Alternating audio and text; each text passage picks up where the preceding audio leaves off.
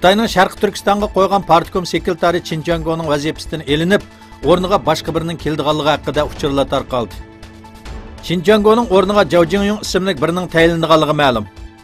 Sharq Turkistondagi zulm va bostirishlar sababli xalqaro jamoatchilikning ayblashiga uchrab kelgan Xitoy Xinjiangni 2016-yili Sharq Turkistonga tayinlagan edi.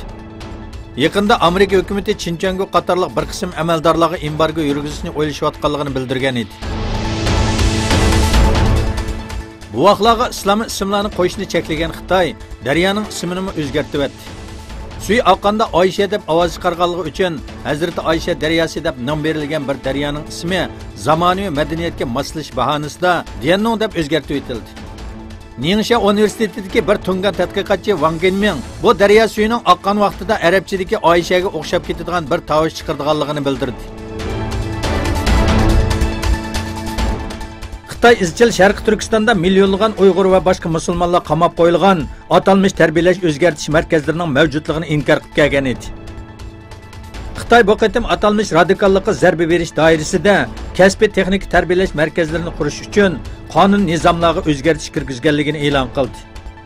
Bu yil avgustda Birlashgan Davlatlar Tashkiloti Kishilik huquq oliy komissarligi Sharq Turkistonda 1 milliondan ortiq Uyg'urlarning qayta tarbiyalanish uchun lagerlarga qamalganligi haqidagi xabarlardan andish qilayotganligini bildirgan edi. Xitoy ayni vaqtda buni rad qilgan.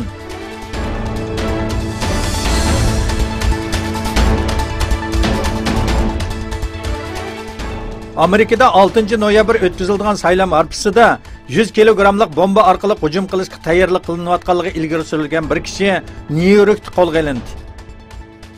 Bu voqeani tekshirayotgan Nyu-York Janubiy rayon bosh taftishi bu kishining hukumat ma'murlarining tayinlash yoki saylam orqali emas, balki xohlagancha belgilanish kerak degan fikrga diqqat tatqizish uchun hujum ib berishni planlaganligini bildirdi.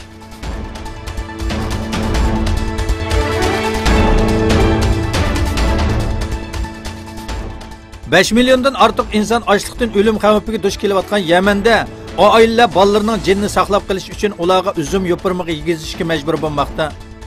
Urushdan burunmi dunyodagi eng namrat hisoblanadigan davlatlarning biri bo'lgan Yaman hozirgi iqtisodiy kriz sababli ochlik tahdidiga duch kelmoqda.